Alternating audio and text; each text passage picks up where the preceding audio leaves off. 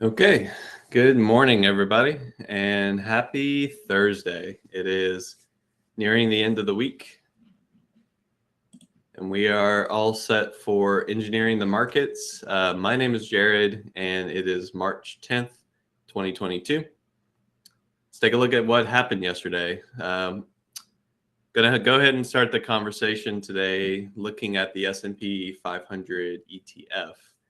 And the reason being is I do want to discuss some of the structure that's starting to form, along with trying to determine what the possible next moves could be. What I've gone ahead and done is drawn a few of the most notable gaps that we've seen in recent trading activity. Now, I can go through this chart and probably find about 5 or 6 more gaps that are still on the chart. But some of these gaps have either been filled or some of these gaps have really been not much of noteworthy discussion.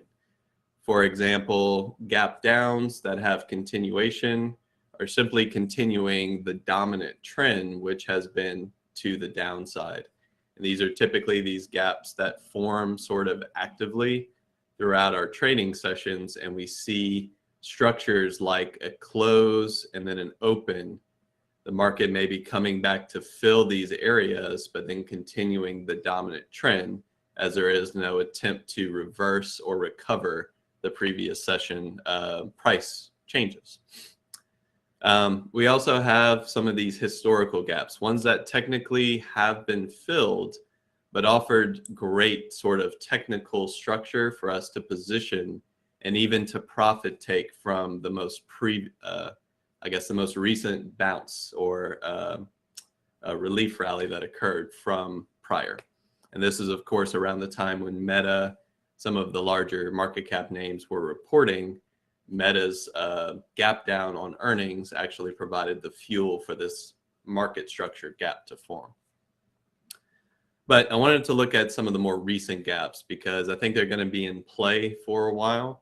And they might also be showcasing a little bit of an attempted sentiment change, albeit there's still plenty of work to do for the bulls. First and foremost, I wanted to show this gap here, which you can notice is coming from an area of, I would say, range-bound trading.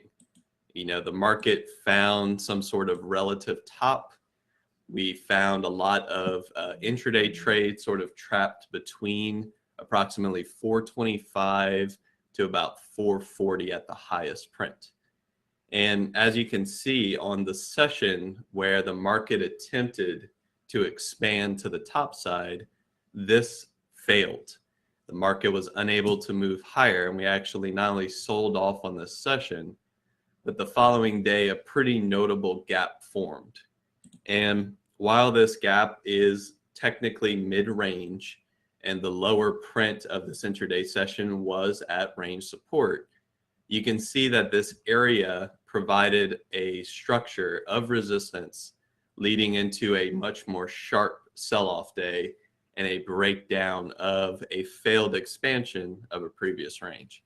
So just kind of reiterating some technical concepts here that are still very much in play, even though we're looking at an aggregate or a market cap weighted ETF. You can still apply these structures and these concepts when trading something like the S&P. And you can apply this to any chart that you see. The idea here is I'm teaching kind of general theory along with using the S&P to talk about what's next. Now, this particular gap is not fully filled. There's a little bit of partial fill on the session itself. But if we talk about the previous session close and then the following session open, this is what defines an opening gap, or the gap itself that the market is attempting to either repair, basically negate, or even just fill up on the session and then continue on with its trend or even counter trend types of plays.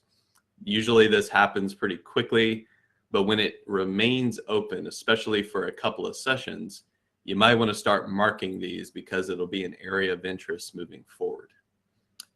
Now, what happened yesterday was of particular interest, especially based on what we've seen recently. For one, we started off with a gap up open.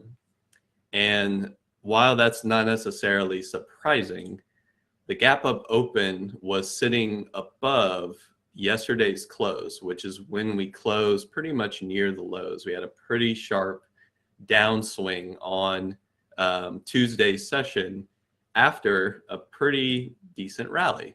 The market is volatile overall, but the market swung higher and then basically rejected all the way back down, even seeing some after hours trade near previous support. So whenever we started on yesterday's session, there was this hesitation that you could almost feel in the market. We started off our session maybe between about a $2 to $3 range in the S&P. There was some major attempts from a volume perspective to even start a sell swing. And we'll kind of look at this on a closer level. You can see this high volume sell print approximately at about 426.35 was the top tick of that level. And you could feel how the market wasn't really ready to rally, but it also didn't feel like it was able to sell off much further. And what's been so interesting about gap up opens lately is they have been one of the best short opportunities on an intraday session. Essentially, every gap up open we've gotten, if you have just stepped in short and defined levels based around things like pre-market high, you probably made money on that session. You really didn't have to do much other analysis except for say that gap up opens are meant for shorting. And yesterday, that was not the case. It didn't necessarily feel like the most bullish rally in the world, but it was a gap up open that held. We didn't have to sell off. We didn't have to fill the opening range gap or the opening gap itself. And essentially, if you stepped in short yesterday, your thesis, at least on that intraday session, was wrong. So this is a little bit of a change. And what's even more interesting is that we have current market participants who sold into the market on Tuesday, whether they started from that sort of high print or they just chased momentum. There are technically shorts still in this market with stop losses either above yesterday's high, in which case they might have gotten stopped out. And there might even be some shorts still in this range who haven't really gotten the follow through and a new fear low. Now, obviously, this is still in formation, but I want to discuss the idea that the market is structurally trying to form a daily higher low. It is in play at the moment, and it is based around this gap rejection, the idea that the market gapped up and held. Now, obviously this morning we're starting a little bit lower. Market is currently in pre-market coming back into this gap range. You could even argue we're starting to look at some of yesterday's levels as areas of interest. So in a day or two, this entire thesis could be wrong. But what I want to bring to attention is that until this gap is really fully repaired, and by repair I mean filled, it is structurally something we can look at as support and resistance. And we can start to anticipate what can happen if the market is unable to fill that gap. And we see, for example, a fresh high. Ideally, the confirmation being a high from yesterday's highest print.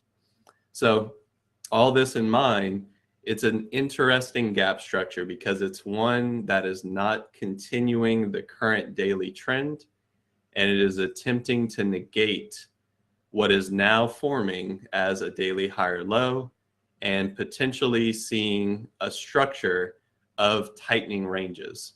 You know, the idea of a correction in any market is that you're not necessarily trying to find longs. You're trying to find moments where the selling is stopped.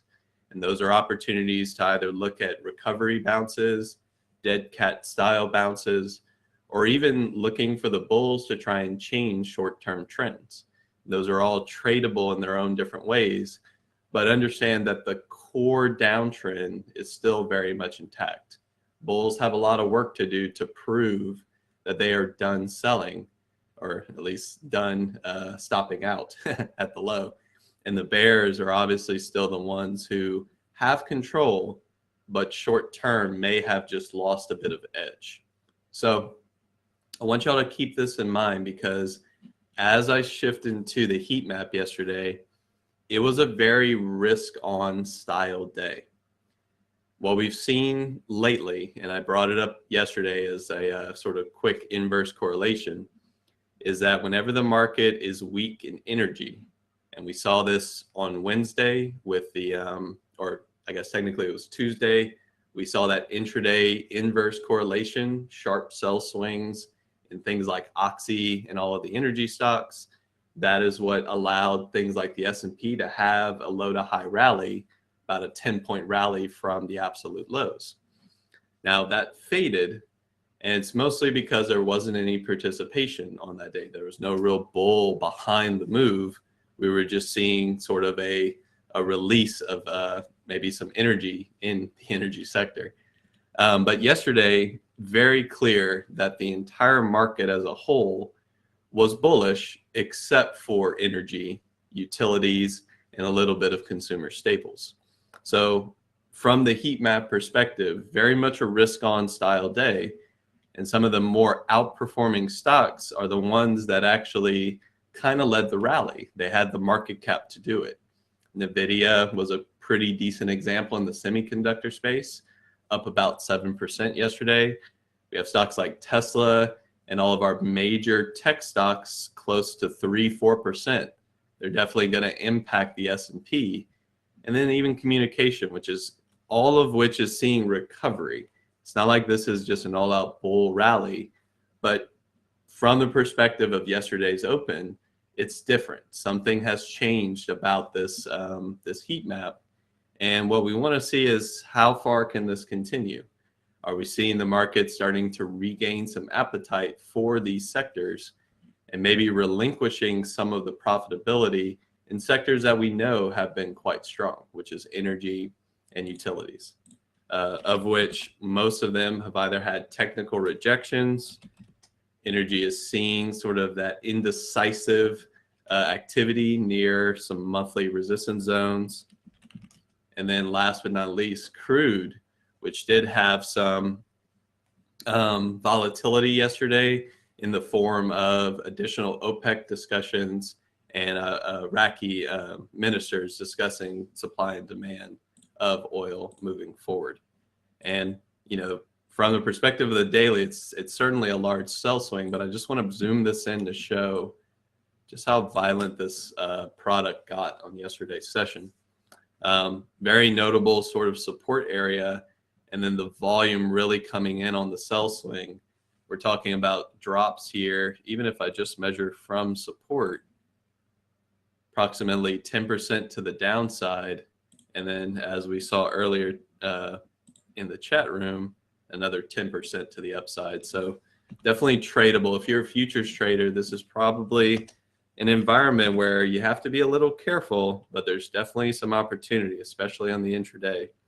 And reminder, you know, for those who are maybe looking to get some futures experience, there are micros of these types of products. You don't have to be stepping into /CL and looking at some pretty wild buy and sell swings from a margin and profitability, or, you know, just expectation of movement. You can join the micro party. And, you know, the risk to reward here is 1/10 of crude, which allows you to size in appropriately. If your account is smaller, if you're not willing to take that kind of risk, these are all tradable events. And, you know, we definitely want to be focusing on how this shapes up, how it affects the equities market, and what it's doing for us as intraday traders. So all in all, Courtney, I don't trade futures that often.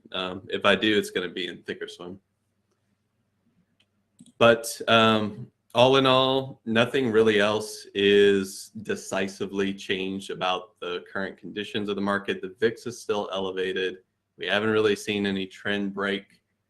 But once again, look at that daily structure here. There's a setup that I think maybe some more aggressive bulls are starting to maybe think if they can defend Tuesday's low, if we can get confirmation above, that is definitely going to trigger some potential rally opportunity. And I guess last but not least, just kind of calling out some activity today. If we look at ES, shift this into here. Okay. Right now, the ES is currently on the March contract. That is the active contract for the spot pricing. They are currently rolling the ES contracts. This normally occurs about 1 week out, and it is starting today. So we will get some rolling volume in the ES futures. They should be rolling out into June. So you'll start to see some volume start to pick up here. You also want to notice here that there is a there's a difference between these prices. So when you're in a roll operation and you have a futures contract which is priced slightly lower, that is in essence what's occurring in things like volatility. It's a little bit of a backwardation. So the current pricing and then the roll operation offers about a 9 tick spread. For futures traders, this is actually a tradable opportunity. So if you are trading ES, be aware that that is starting to occur today, and that $9 spread might be something to take advantage of. You can actually position yourself to target using the bid of the current active contract. You're targeting this price as this roll is occurring, because there is a force of the ES kind of drawn to these levels as the roll is occurring. And it typically is an intraday sort of play, but it might take a few days to actually see that profitability. So, all right, so we'll go ahead and shift over to questions and tickers. There's a couple questions that came in. Courtney asking about financials. Financials did have a bounce today or yesterday. Same idea. Financials are still in a weak position. You know, they came off pretty hard and fast. I'm not saying to go out and be super bullish on this, but same idea. The gap structure is kind of convincing. We're talking about a gap right here that's pretty wide. So whenever you see that, and if you have some thesis around maybe the next round of movement, you do have a level to at least use for risk. And then as far as targeting goes, you're kind of running back into all of this upper supply. And I've actually taken off the channel here that used to be in place. But one idea for a long, you know, regardless of what's going on in the bond market and just looking purely at the product that's being traded here, one idea for a long is that we might get a back test. Technically, this sell-off came into lower support. You know, the swing low support bounced, sold again. And with this downtrend, we're maybe getting a little bit oversold. So the daily might have an opportunity to back test. And what that typically does, it stops out these shorts right here, but it still continues the weakness once that happens. So, you know, I'm not saying bull or bear on financials. I think it's just something to watch because this is a weekly downtrend. It's had a lack of follow through, but it's a weekly downtrend because we did print a lower low after a lower high, and this was the all-time high. So right now, the weekly downtrend is establishing a pattern, a candle that looks bullish. So you can use that, you know, for risk. So gold, we can look at /GC and we'll look at some of these products. Take some of these lines off. So gold, Yesterday probably saw some of that same behavior, less risk off behavior. So that final, push and then a little bit of a sell swing. I would argue that gold is probably in need of consolidation, but I'm definitely not bearish on it. I'm just thinking that the current move is going a little too far too fast. And what's going to more than likely happen is you'll get consolidation and bulls will need to defend the range that they just broke out from. So for example, if that was sort of a relative top, we could easily fade and start to backtest what was previous swing high resistance. This is where the breakout occurred. It's where some volume came in to extend. We did get pretty close to all-time high as well, so it looks like a double top. Bulls right now want this to become quote unquote a cup and handle to break out further. And what they need to do is consolidate the gains, defend resistance as support, which is the concept of a back test. And it doesn't have to be here. It could be a little higher as well. It depends on how strong the bulls are. And from there, they obviously want to make a new all-time high.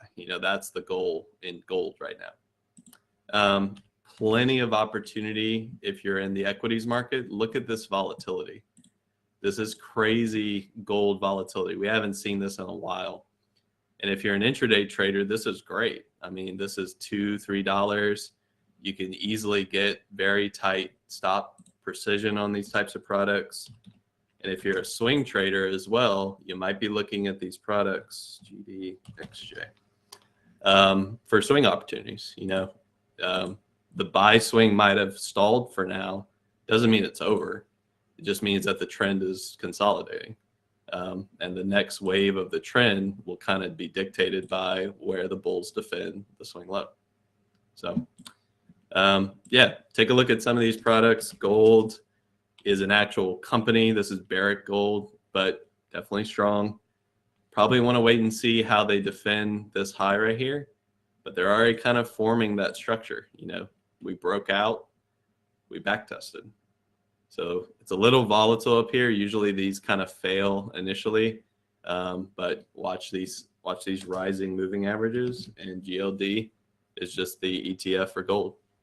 So we looked at this one big picture and how significant this rally looks and how much higher it can go if we do extend. So.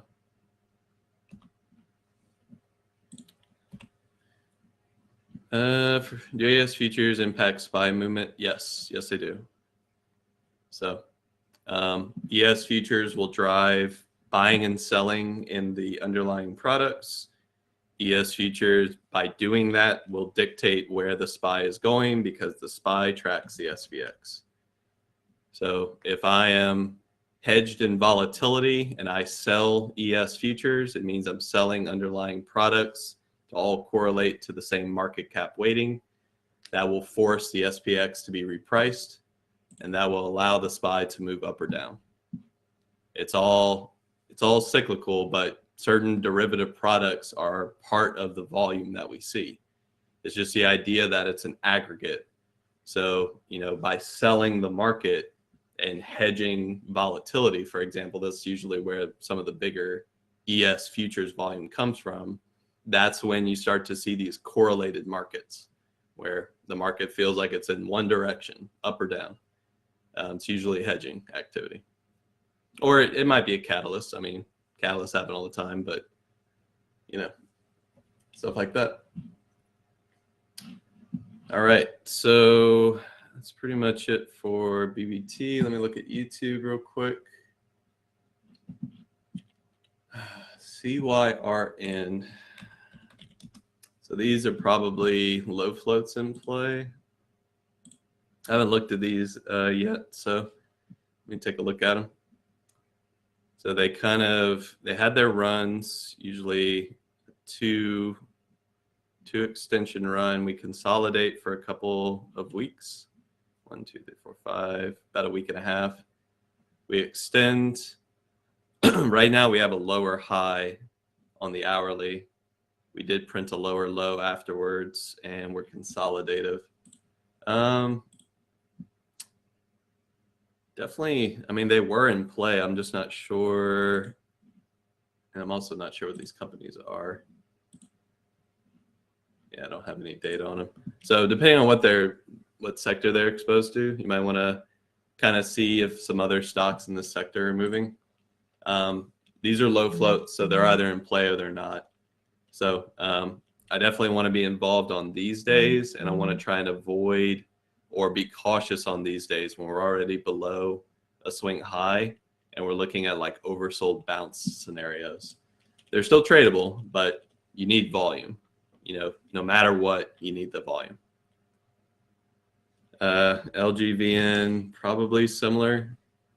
RA spiked to 12. It's got earnings coming up too. That's tomorrow. So spike to 12 puts us way above here, and then we haven't gotten over this high.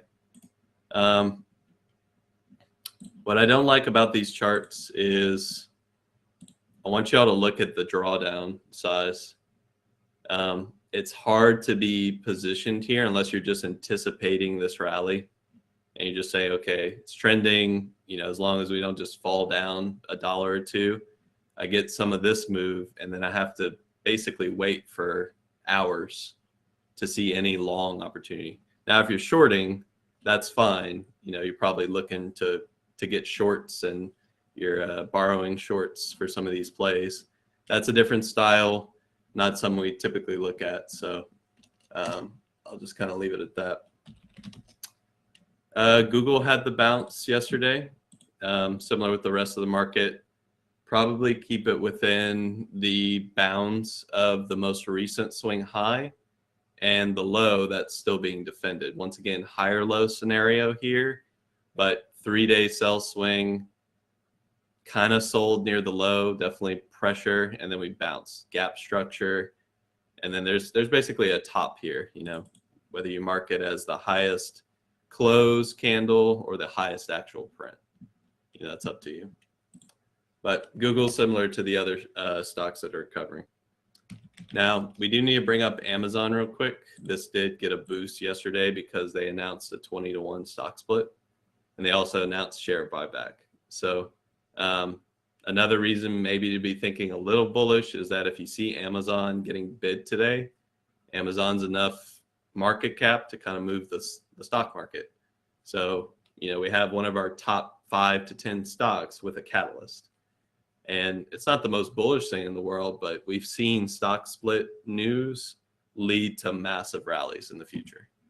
So just kind of keep an eye on it. I mean, Amazon was near its low, lack of follow through, little bounce, and then now it has a reason to go up. Tesla or NVIDIA. We discussed Tesla. It's not a bull flag. It pulled back a little bit too much. 50% retracement from low to high. So you just, get your tool out here, do that 50%. So I'm thinking consolidation, like tightening range, and then whatever decision it makes out of that structure. Usually it's going to form a pennant. Once again, for me, I'm seeing a little bit of trend loss here. They're pushing against it right now, but they can't get above. So I'd love to see them right here for a long. Probably wouldn't play it too much higher unless the volume just keeps coming in.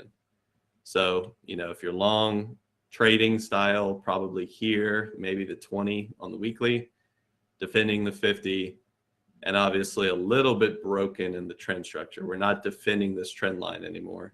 It's kind of, it's breaking apart a little bit. So. Crypto stuff yesterday, that was based on the catalyst from some of the regulation. So we got a massive spike up and then it just sold off. Bulls have some work to do in crypto. We're still in a tightening Bitcoin weekly range. I did post a video last week for YouTube, so if you haven't watched that, that describes a little bit more of it. NVIDIA weekly 50. Yeah. Bull candidate, below the 200. Would like to see maybe some shorts get stopped out. We got to get above the swing highs. Like everything right now is in a position of weakness, attempting to break a swing high. So no matter what stock I look at in the S&P, most stocks are going to have that characteristic. Just because we had a green day, it doesn't really mean much. We have to break and change trends. And last but not least, cyber. I don't have a good ticker for that. Maybe like cloud. I don't know if that's purely cyber stuff. No, it's just cloud computing stuff. I don't have a good ticker for cyber stocks, so I think just depends on what you're looking at. I think there's people starting to nibble on oversold kinds of things, but once again, there's no clear trend change anywhere on these growth names. And you can see, like, even cloud, this thing is decimated. So, hack. Yeah, this one might be a little bit better because it actually broke the swing high. So, this one's trying to defend a higher low. Okay, so that's pretty much it. Thanks all. Stay tuned for pre-market prep. Have a wonderful rest of the week. We'll talk more in the chat room. And as always, trade safe.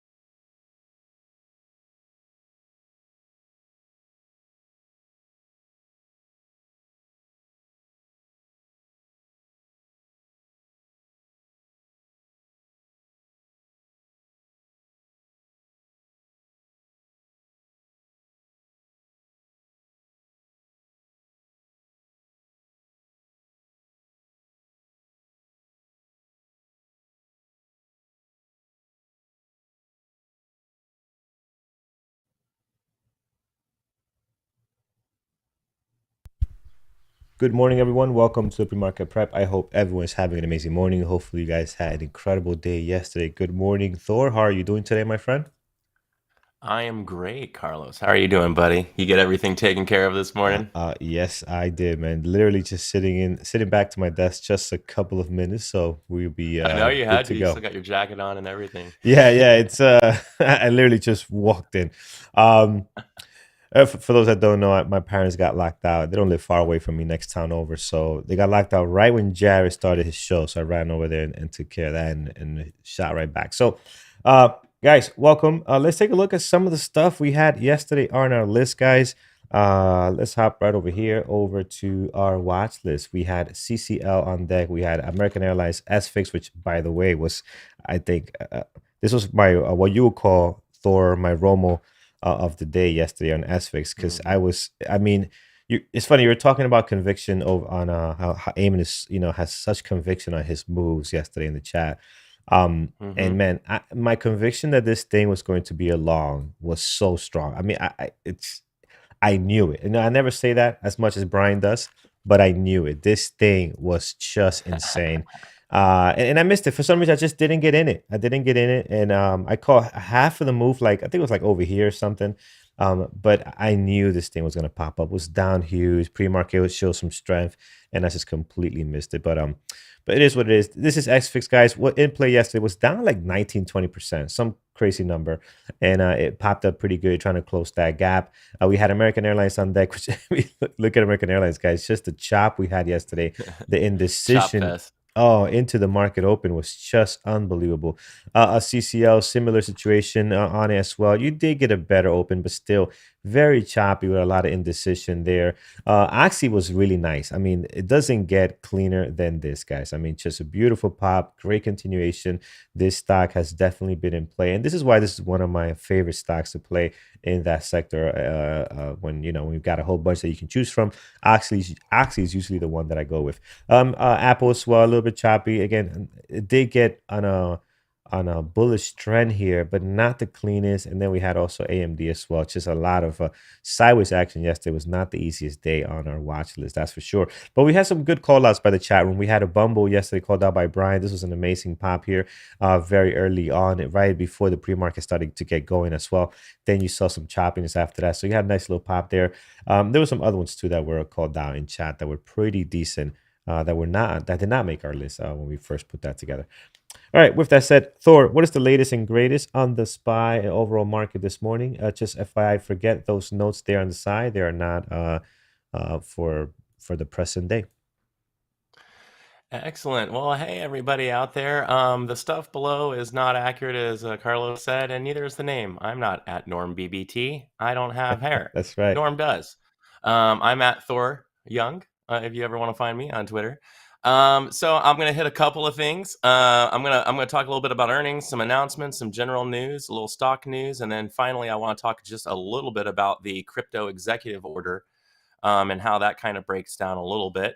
I know Jared covered a bit of that this morning as well. But for everyone who's chiming in for the pre-market show, I'll hit those for you. So in earnings, we've got a couple standout tickers.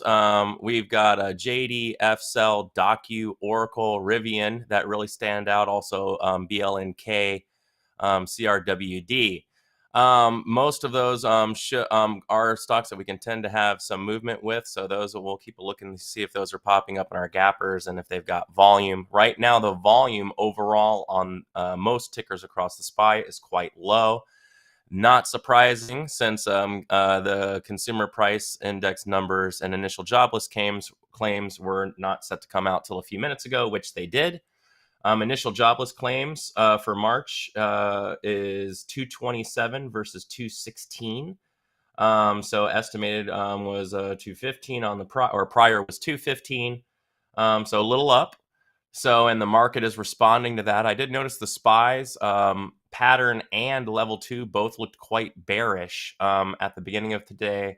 That currently still seems to be true at the moment. We had a little bit of a squeeze. Now we're coming back down. So in general news, European stocks opened on the red on Thursday as commodity prices and analysts warned of future pain for stocks with no immediate end in sight due to the war in Ukraine. As diplomatic talks between Moscow and Kiev ended this morning without progress, the U.S. denied renewed Russian accusations that it was operating biowarfare labs in Ukraine, suggesting Moscow may be laying the groundwork to use a chemical or biological weapon. So keeping an eye on the situation over there, having some effect on the European markets. Inflation figures are expected at 8:30, which they are out now. So and they were looking at them going up, so we're kind of pricing that in.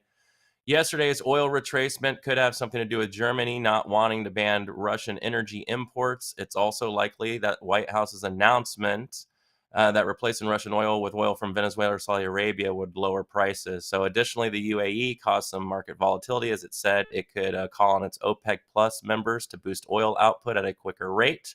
So that's thank you, Harry. 7.9% was the increase on inflation. Thank you for grabbing that number for me. This morning, oil steadied as investors are weighing whether major producers could boost supply. Obviously, if the major manufacturers are able to boost supply, that should help ease the demand, which will lower prices. So Chinese stocks were down 2 to 3% on Thursday. Western media Thursday morning highlights Chinese stance on Russian invasion could be becoming less neutral, highlighting misinformation being shared by Chinese state to Chinese citizens. So some stock news in general. The SPY yesterday closed in balance, 370 million to the sell side. BA Reuters reported FAA is finalizing Boeing 777 safety directives after fan blade failures. So BA is getting some work done there. Tesla raised the prices of the U.S. Model Ys by 1,000 each, and certain China-made Model 3 and Y vehicles. So Tesla prices are going up on those vehicles. NIO debuted its second listing in Hong Kong, and as I read, did not do very well. Its shares on the Hong Kong listing sold off incredibly. So NIO could be something to pay attention to today to see if there's an American market reaction to the heavy sell in the listing market in Hong Kong. PLTR, Cathie Wood's ARK, is now completely out of Palantir, sold over 30 million shares in the past month. And Crowd's earning numbers, EPS were 0.22 to 24 versus the 0.17, so up a little bit there. So finally, Biden issued the crypto executive order we talked about. The executive order does not really specify how agencies. So there's basically 5 major points here that have been pointed out across most media sites, and I thought I would cover the similar points. The EO doesn't specify how agencies should act or what regulations should be imposed. The EO directs the Treasury Department to prepare a report on the future of money and explain why the incumbent financial system doesn't meet consumer demand. The EO doesn't talk about stable coins, which have been assailed by various government leaders. And yes, that's weird.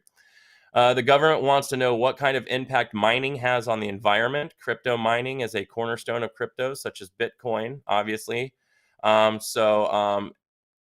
then crypto companies were generally okay, it would seem, with the executive order, and mostly were crypto traders. So based on what we learned about the EO combined with the 2 cents by the industry leaders, crypto companies were mostly positive about what was outlined. So knowing that in there, we've kind of seen crypto pop a little bit, because of the news. Then we kind of saw it sell back down. So it'll be really interesting to see how this executive order, if it impacts the crypto market at all. So, and that's what we've got going on for news today. Hopefully we'll have some stuff coming up on our Gappers list here. Carlos, back to you. All right. Thank you very much, Thor. Appreciate that. All right, guys, let's get to it. See what's on our Gappers list this morning. We are going to get started with Indo. As you can see, Indo here gapping up, what's that, 30% today?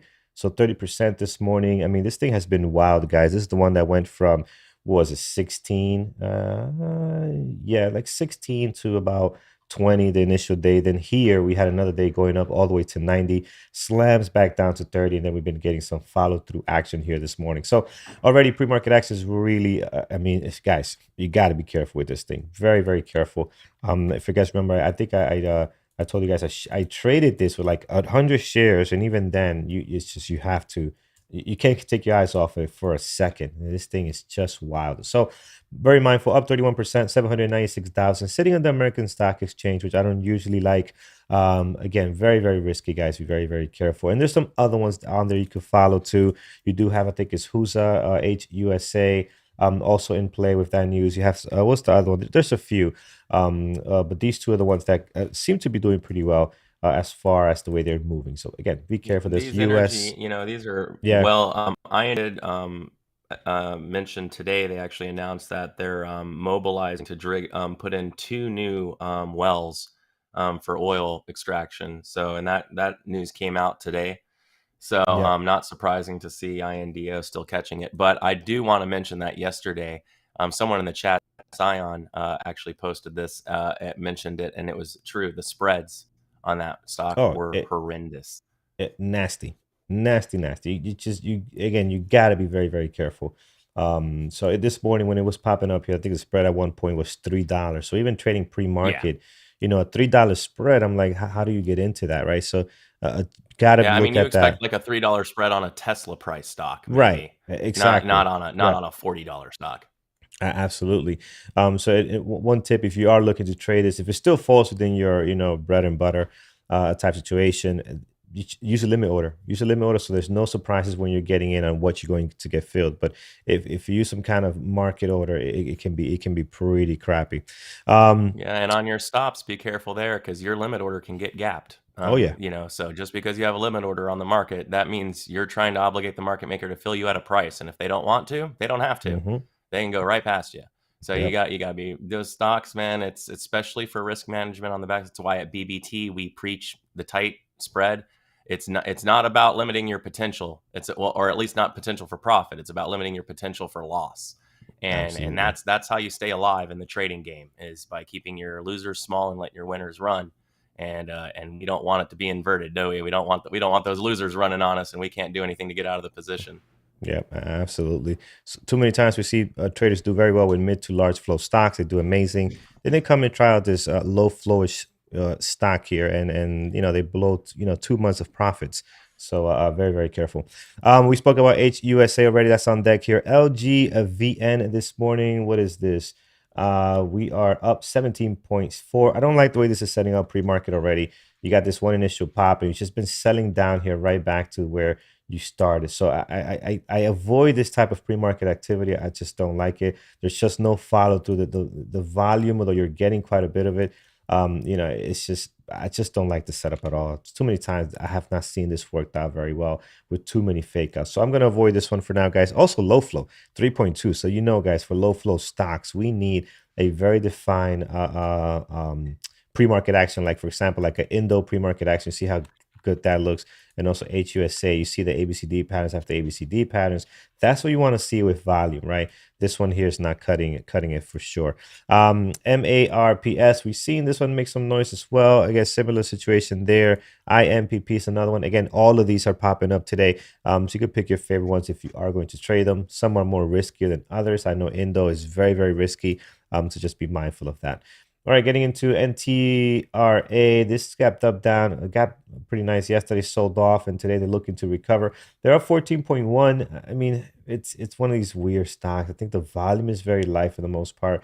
I'm gonna skip on it. Just be very careful. Also, the spread doesn't look like it's a great one. It's not bad pre-market, but yeah, just be careful.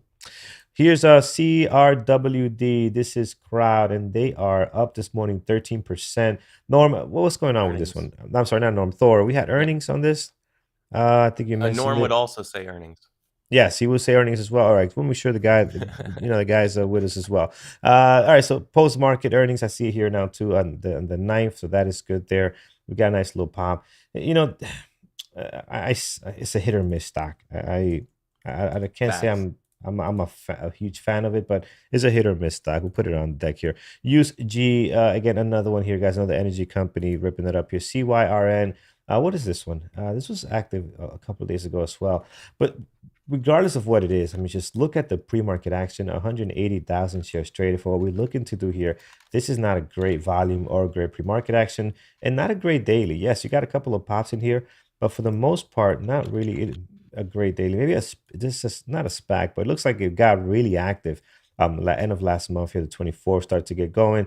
So I'm not sure what the news is on this, but it just doesn't look attractive either way. I mean, there's nothing like majorly fresh that I'm like Yeah. just finding off the top of my head, or that I'm seeing here, just Hmm. like glaring at me. I Yeah. mean, they had some news back in like February.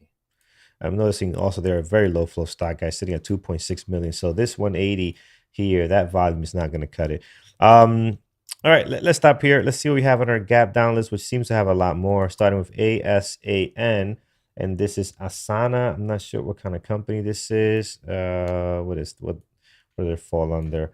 They are profile. Let's take the profile. Interested to see what this is. And I don't think I have a software publisher. So is this kind of like what are we looking at? Looks like a price upgrade or something from Yeah, I 61 to mean, I think they 97. earnings not that long ago. Oh, earnings too. Earnings March 9th. last, yeah, Yeah, March it 9th. was So yesterday. yep. Oh, we'll see. Light volume for the most part. It They're was after pre-market hours action. too. Yeah. So it was earnings were after hours yesterday.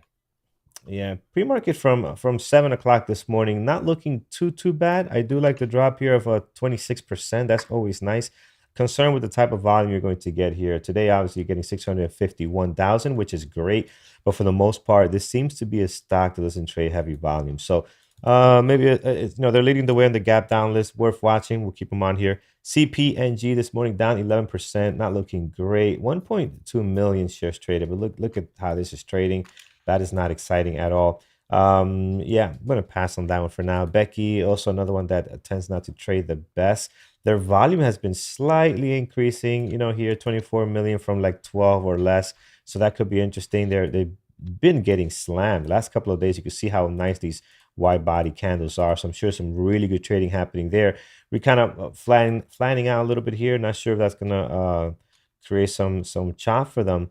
But man, they're down another 11.5. This thing's like highway to hell right now. KE Holdings. I might be interested in this. I'm not sure. Might be. Take a look at Billy today. Billy down almost 10% this morning. Had a great pop a couple of days ago. Beautiful short, guys. Last week we did take advantage of that one. I like Billy, so I'm gonna add them on there. Billy is Yeah, I good. think a lot of these are China, cross-listed Yeah, China stock or Hong Kong stocks, and that market felt a lot of pressure yesterday. yeah. So I'm not surprised to see a lot of the American counterparts feeling the pressure as well. Yep, I see JD here. JD actually looks very good pre-market here. It looks very, very weak this morning. Gonna put them on there. They have 622,000 shares traded down 10%. So worth taking a look at JD. I have Bailey and some other ones on here as well. We'll fine tune that a little bit later. All right, let's head on down to get another sector in place. PDD is on here. They're down 7.2, 264,000. I'm not a big fan of that one. As you mentioned, Bitcoin in play this morning, right? Here's Mara. They got 312,000. I'm going to put them as a possible, just to keep a close eye on them, see if there's any opportunities that can come up with that out of that. I see Rio here, which against a foreign company, not looking too good pre-market.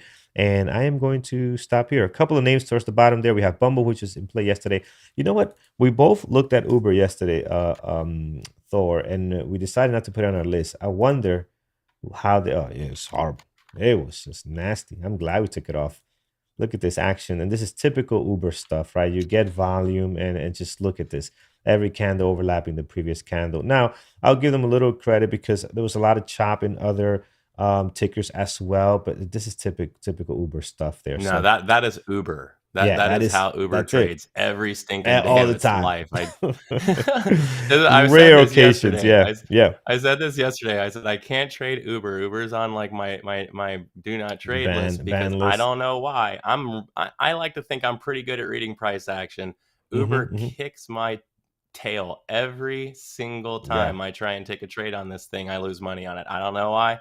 So now I have a it's buddy of it's mine, rough. Mark. Yeah. Every time I want to trade Uber, I just send him a check for $100, and Very he's gonna nice. put that into a retirement account for me or something like that. Maybe you could put into some Uber credits for you. I don't know. When you visit cities, you could use that. It might be put to better use. All right, we'll stop here, guys. What do you like this morning? What's on your list or scope so far? Right now, I have no big like outliers for me. The market itself right now, even with the information that has come out, is still sitting at relatively low volume, but we are definitely breaking down in the pre-market right now, which Yeah, I was yeah, telling you guys earlier, the order ladder on the SPY right now looked very weak. It looked weak coming Mhm. into the numbers. It looks weak coming out of the numbers. So, and if you look at your daily chart on the SPY, we gapped up yesterday, but we had a very indecisive candle. Today, we're opening below that candle. So Yeah. that would be an isolated pivot if it sets that way and we close lower today. So would not be great. Because SPY is looking in this way, I'll probably take a. I know Apple's got some volume today. I'm gonna probably watch Neo because it had a rough day in the market, and of these listed stocks, Neo generically trades really well for me.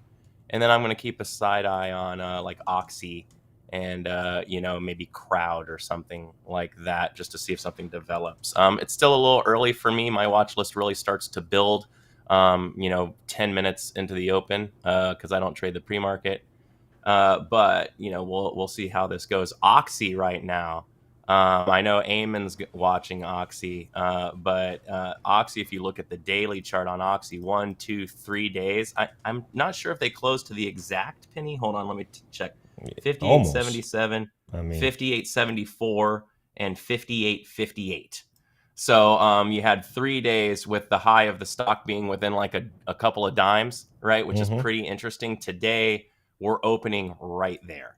So Yeah. Yeah. this, Oxy, if it breaks out in pre-market, might be a nice retest for a go if oil continues to rally. However, a lot of the news out there for me is that a lot of companies are already starting to step up to ease to start producing more. So we'll see if maybe we get like a false bullish breakout here, and then we stuff this thing and trap all of our bag holders, get ourselves a Yeah. nice little drop as everyone freaks out and gives back yesterday's candle. So, and that's actually what I'm going to look for. I'm going to look for Oxy to actually rally up to somewhere around maybe like 59.50 or 59.60. That would be like a R3 for me and my cam pivots, and then I look for it to turn over and give up the entire day of yesterday. So Yeah. that's what I'm looking at today. Actually does look very good. This daily looking real interesting this morning, that's for sure. All right, we have Apple Neo, which again, these are the ones we like to watch, especially with the way the market is moving right now, guys. With this drop, it's going to affect some of these tickers here. I want to take a look at before we get to our chat. What is American Airlines and some of the other ones we've been looking at? United, American Airlines might be decent. CCL, not being affected too much right now. We'll have to wait and see a little bit. All right, let's take it to the chat room, guys. We'll start with Apple is good. So that's okay there. Let's see what we got going on. AMD, let's take a look there. We'll start with also Toro. AMD this morning. Yeah, I like Apple better for me today. AMD, you got some volume here. You're kind of moving sideways. They can trade very well. They had a great pre-market activity yesterday. Nvidia has a decent volume as well. Good pre-market action. I just don't want to be all tech heavy, right, this morning. But I'll tell you this, though. I like NVIDIA more than AMD today. This pre-market seems a little bit cleaner.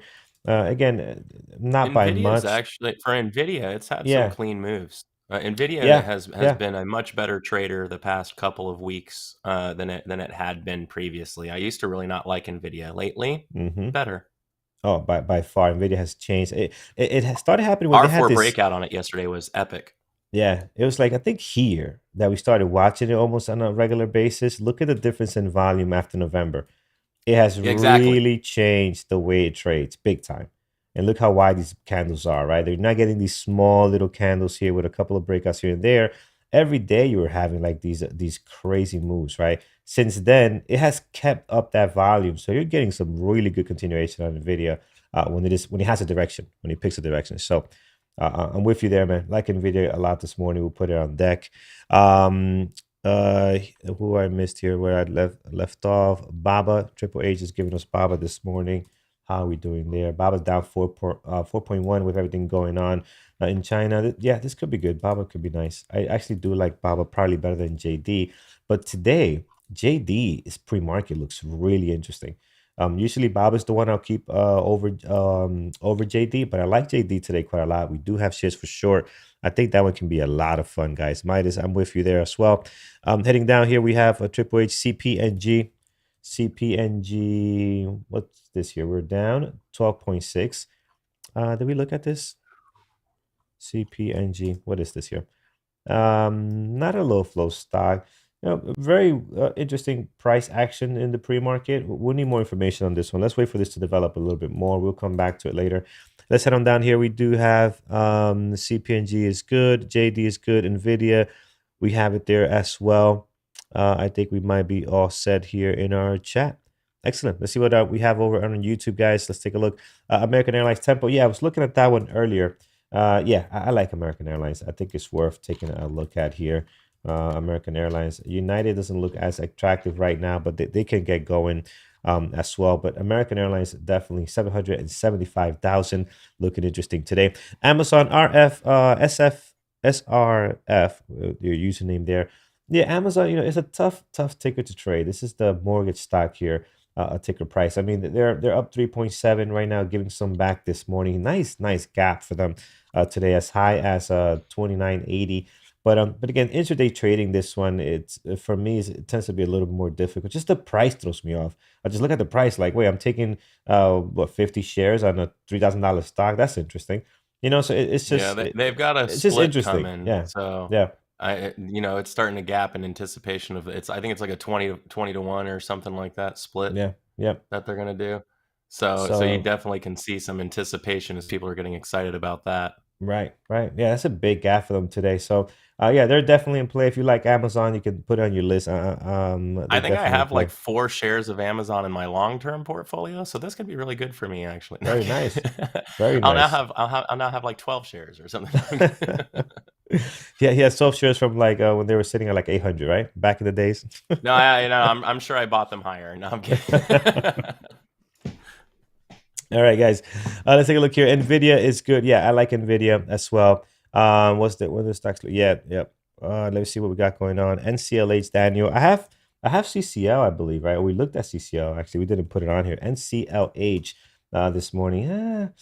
Very light volume. And CCL also doesn't look all that great just yet, right? You guys know how we feel about CCL.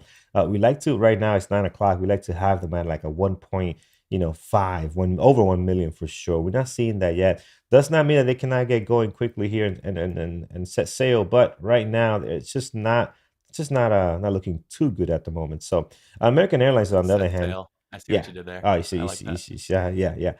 yeah. So American Airlines does have a little bit better pre-market activity. And man, they hit 1250 just 2 days ago, so they got some nice room to run here. They're daily also looking at a lot cleaner than NCLH and CCL. So gonna see what happens there. All right, let's go here. AA, what's AA?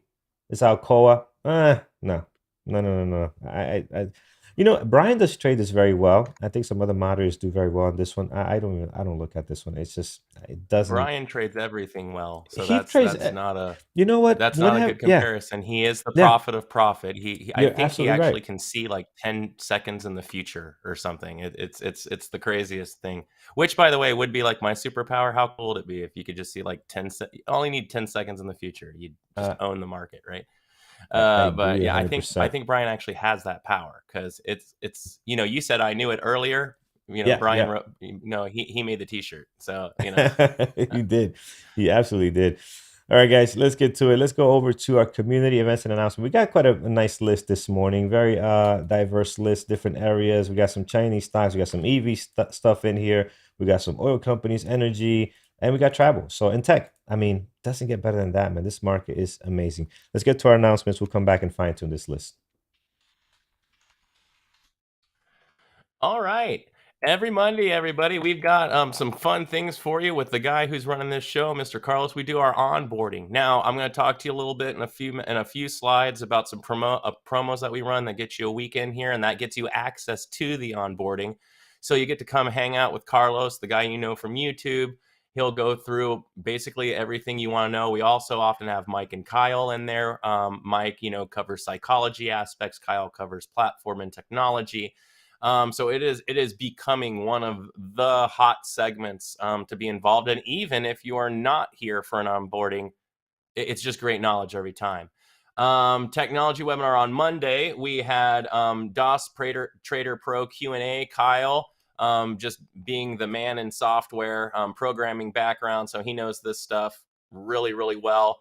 what our in-house script writer for our hotkeys and everything like that. He will sit down and he will take any question you've got about a platform and help walk you through it and all those basic things. If you're a new trader, especially, it is just invaluable. An invaluable cut to your learning curve to be able to get the information on how to use your platform quickly, so you're not just spending months trying to dial in your platform. Next week, he's going to be talking about trade journaling, correlating your data. He's going to discuss not only the importance of journaling, but also the tools that are available for you to journal. So it should be very, very great segment. What is today? Wow, it's Thursday. Awesome. On Tuesday, we had Mike. He did a really awesome webinar on how to determine when to move your stop loss to break even. I just thought that was like a very, very valuable. I kind of always just did it in a more basic method. He has a much more defined and in a very confident system for doing this. I love that. Next week, Tuesday, it's this guy right here, who's also this guy. We're going to be doing our final tape reading, which we're going to basically be talking about analyzing ladder structure. So determining directional bias based upon the order book to figure out which way we go, and also to plan entry and to see profit-taking areas based upon that. Should be a fun wrap to what has been a really awesome module for the past couple of months. So we're going to have a lot of fun with that. And then we'll be on to the next month. And I think next month we're going to be talking VPA from beginning to end. Psychology yesterday, we had Creta presenting the Mental Edge series. This was how to identify negative thinking that causes losing trades. Super awesome segment. I mean, you never really remember just how that affects you and how your mentality goes in here. BBT spends so much focus on psychology because we know that we can teach you lots of stuff, but if you're not able to do it, it's just not going to happen. So, and then Mike's coming up next week. He's going to be talking about probabilities. This is part 2 on this one, how to employ your trade book edge just like a casino does. So basically turning yourself into the house, making sure that you're always playing with your best advantage. All right, so today is Thursday, which means today is mentoring day. For anyone out there in YouTube land, every Thursday at BBT is dedicated to mentoring. After the opening session closes down, Andrew kicks it off at 11 a.m. You get an hour with the man, the myth, the legend, to ask him any questions you want about his style, how to integrate it with your style. At 4:30, just after the close, we have Ed Martin, the infamous Average Joe Trader. Really, he's one of our newer additions to Team BBT. He has his own chat room as a part of BBT, but he comes over to our side of things on mentoring to help bring us his perspective and knowledge. Been learning a ton for this guy. He also talks about possible swing trade setups during that time period. So very useful. And then Thursday, 8 p.m., hello, I come in, we close it up. This is the fun session where we all hang out. We get some music going at 7:45. We all have a good time, and then we break down some trading knowledge. So if you're looking for a fun time, come by and check that out. We have the BBT replay, and guess what? It's free. Go to www.stocktradingsimulator.com. and you can check it out. Give it a try. Let us know what you think. We do have a couple of special features. One of those, including if you're looking for strategy and watch list ideas, you can put your email in there. You also get some homework assignments, some information just about how to see different patterns, how to practice them and stuff. Those are generated by Eamon, our very own human cyborg stock trader. And he will send you all of that information directly to your terminal without touching his keyboard because he's plugged in. If you're interested in joining Bear Bull Traders, this is what I was talking about. We got some promos for you. $39 gets you a test drive, gets you access to that onboarding class. Just use pre-market 24. It gets you in there. $39 is the 7-day test drive there. So come in there. If you enjoy yourself and you'd like to come in and join us, we are running a Valentine's special because we're all romantics at heart here. 50% off. Use lovers 50. and bring your annual membership. If you're thinking about being a trade team with your significant other, I think this is a good way to do it. Buy one, get one, basically. Bring the love. There you go. And yeah, take advantage of that because that is only there, I'm sure, because Norm is off this week. When Norm comes back, you're going to see that disappear. He's in charge of all that marketing good stuff. So take advantage of it. Absolutely. It's running past what it should, I'm sure. But the minute he comes back, that's going to be gone on Monday. All right, guys, let's take a look what's happening here over on YouTube. If you haven't done so already, hit that thumbs up. We're sitting at 137. And Thor, you almost did not get invited back, but right before we close, we got to the 250 likes. But you were a borderline, not about to get I invited had to back to the beg for it. pre-market. Yeah, yeah. I guilted everyone a little bit. I was like, you give Norm 250, but you don't give me 250. Yeah, I almost came in today and I was going to sit in here, and to start off, I was just going to go, hey, Carlos, how's it going? It looks like the market's ready to drop a little bit. And, we got news. Because I figured maybe that gets me to 250. Because I'm telling you, man, we almost pulled the plug on this you. apparently not doing it. We made it. All right, guys, let's take a look at our watch. Let's set some levels here. We got JD, we have Apple, Neo, and I like the list I have right now. I think there's some good potentials here, and I like the fact that it's really spread out in different areas. So it kind of gives you a whole overview of what's happening. And then you have some backup stocks, like for example, American Airlines. You could look at United and some other ones. You have Apple here, but this can translate over to Nvidia, AMD, and some other tech companies as well. So you got some options based on your preference here, right? So in Oxy, there's tons of energy companies you can look at right now. But Oxy, you saw how well they traded yesterday. They are just crushing it. So really like the way that their price action has been. And then we even have some good risky stocks down here today. We have Indo, we have HUSA. I mean, you guys have a little bit of everything. Let's get to levels. Starting with JD this morning, we are looking at low of the pre-market right now, sitting at 55.69. We'll slam a level right on there, guys. And then, man, this is taking a nice hit. Look at the last couple of days. Just not finding any type of support. Little pop yesterday, which has been basically crushed today as we're down 10% here. So not having fun. Let's look over to the left and see when was the last time we were hanging out at these levels. We're looking at 2020 looks like. Yeah, 2020. We got a couple of days in here. We're going to zoom in just to get some actions. Look at your highs and lows from the last two trading days, by the way, are these red lines right on here.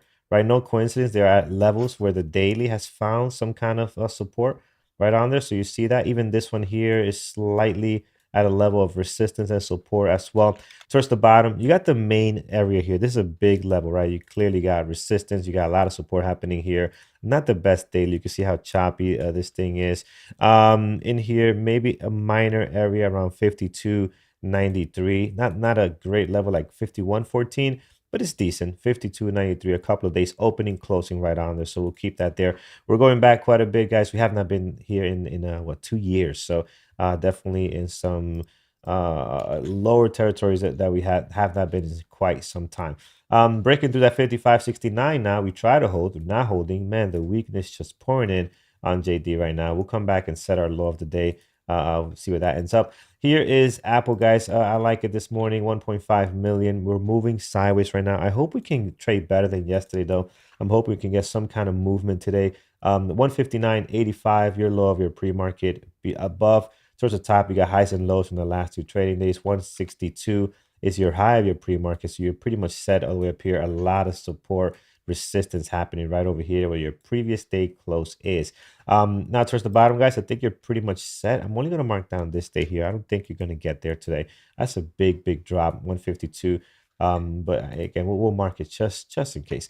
Here is Neo. Neo looking good today, guys. This is the type of volume you want to see on Neo. 1.6 million shares traded. That is what we want to see. This is good stuff. So Neo's looking good here. Low of the pre-market right now, 1925. Slam something there. Highs and lows doing a pretty good job around the price action. Here, previous day close, and then towards the bottom as well. Let's look towards the top. I'm going to set up something. I mean, the clear level is right here. I mean, this is clear as day, 21.86. I mean, crystal clear there. And then in here, This is more of a minor area, 2130. You got a couple of days on there doing some stuff, so that's good there. But the real good one here is that 2186 is where it's at. So we are set on Neo, guys. Love the volume this morning. Looks like we might be coming back down to test this pre-market low. Looking good today, down 3.5. Great volume. Here is Oxy. I mean, we talked a little bit about Oxy, so we'll be quick on this one.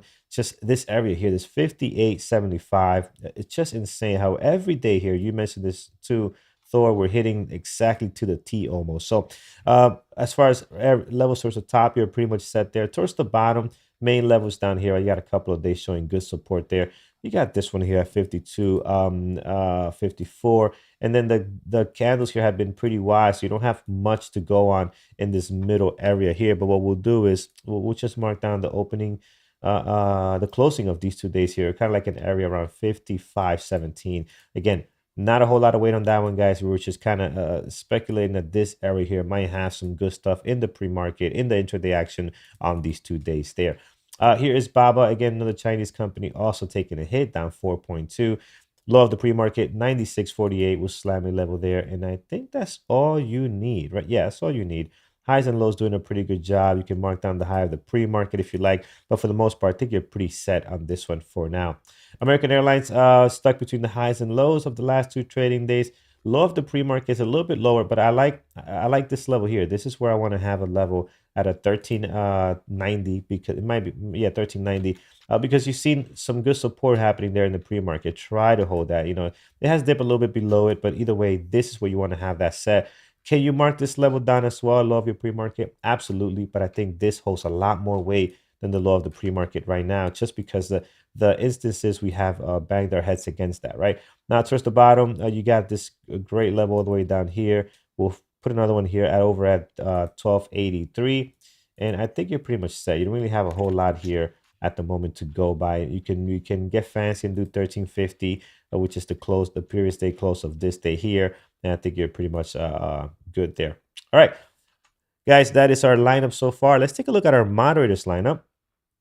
And if you haven't done so, please hit that thumbs up over on YouTube. It helps us out a ton. We're sitting at 209 likes. We appreciate it very much. 250, 300 a range is where we like to sit at. Let's bring this over. Let's see what we have here. We'll start with, let's see, make sure I don't miss anyone. We'll start with Eamon. We're looking at potential longs, Oxy, X, potential shorts, Disca, HD, and maybe Uber. Mike is looking at Oxy and Apple. Susan, copy and paste, Oxy and Apple. Jared, Oxy, CCJ, and maybe some Chinese stocks there. Dima is looking at Oxy, Apple, JD, and Baba. Jared will be adding Neo to his list as well. Peter, we got one IPO, one SPAC opening up. You can take a look at those there. JD, Oxy, and Neo for Tiffany this morning. Peter is looking at AMD, JD, and Oxy. Secondary list, Apple, American Airlines, and Neo. Thor, your list, we'll let you read that in a second. Megan, you're looking at Crowd, AMAT, and PayPal this morning. So Thor, I see you like your list all set up there, good to go. Yeah, so right now volume's still pretty low across the board. Even at 9:15, if I run my high volume scanner, I only have 1, 2, 3, 4, 5, 6, about 7 tickers and they're all ETFs basically that are trading above 1 million shares. So basically everything else in the market is not in play right now. So, but I mean, no. I mean, we just have to keep that in mind, right? Today could, in fact, be a very indecisive, very choppy day. I'm not seeing a lot of volume. I'm not seeing clear imbalance in any one direction. So we're going to need to let this thing open and see where things come in. Apple and SPY both carrying. Apple is the only non-ETF ticker I've really got other than maybe ASAN that carries any significant volume. So I'll keep Apple on there only for that reason. Otherwise, I'm going to check out Oxy because it's been playing just great the past couple of days. And then I'm going to put Neo on there because and JD just as I want to see if there's more reaction to how the Hong Kong market's been doing. And if those two play. And those are my favorite traders structure-wise out of those group of tickers. Yep, agree 100%. Guys, here's Brian's list this morning. He's looking at JD, Becky, Oxy, GDX, and XLE on his watch list this morning. So Guys, over on YouTube, trade safe. Have a good Thursday. Again, be patient. You saw how choppy it was yesterday, so you really had to, had to wait for your setup. I expect the same thing to happen today, unless the market decides to flush you down to 415. That's a whole different story. But again, just be patient with your process. Make sure you're looking at your trade book, and that you are sticking to your rules and stuff there. So, guys, thank you so much. Hit that thumbs up if you haven't done so already. Hitting at 2:30. We appreciate that very, very much. And we will see you guys tomorrow to end the week. Definitely has been very interesting. Take care, guys.